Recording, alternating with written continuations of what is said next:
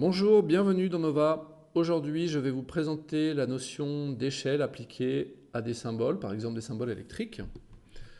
Pour commencer, je vais appeler un symbole électrique sur le dessin et vous constatez qu'avant même que j'ai placé ce symbole, une échelle lui a été appliquée.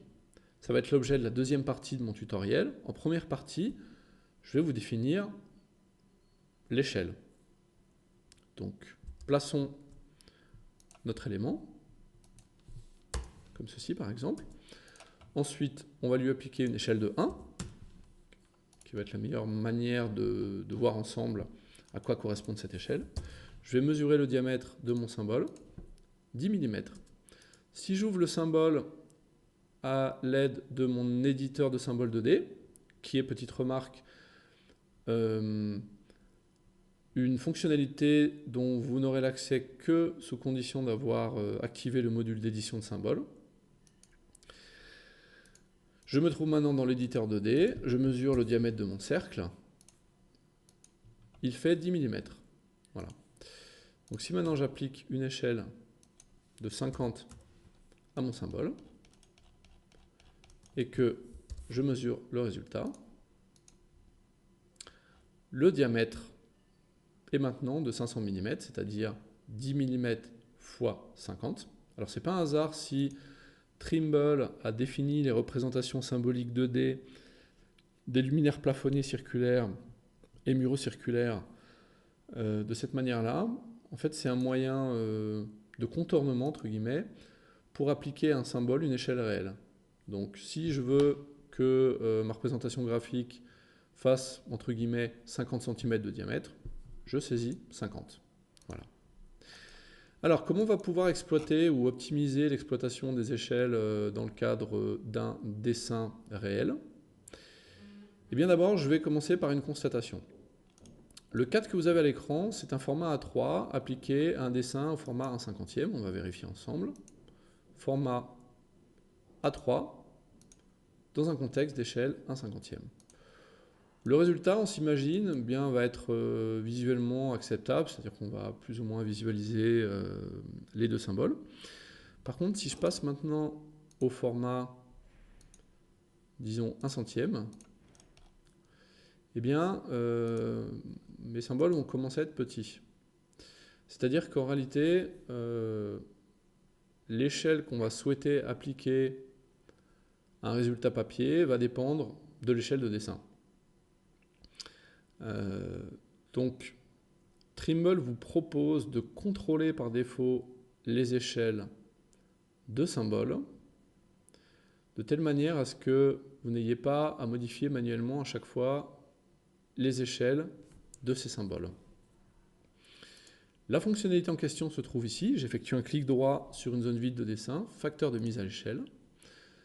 Pour tous les symboles électriques nouvelle génération, je peux leur appliquer une table de correspondance, entre guillemets. Ici, la table de correspondance s'appelle électricité style gros symbole.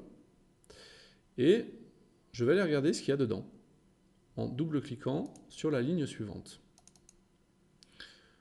Je trouve dans cette table de correspondance les valeurs de correspondance souhaitées entre l'échelle de dessin et l'échelle de symbole résultante.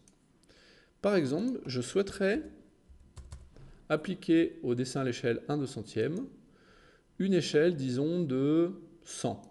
Donc, pour cela, je saisis un facteur de 0,5. On va observer le résultat ensemble. Alors, pour commencer, bien sûr, mon symbole dont j'avais forcé l'échelle manuellement, je vais le repasser sur une échelle héritée de ces tables. Vous constatez que le fond du champ là, est repassé en jaune, donc ça signifie dans Nova valeur par défaut.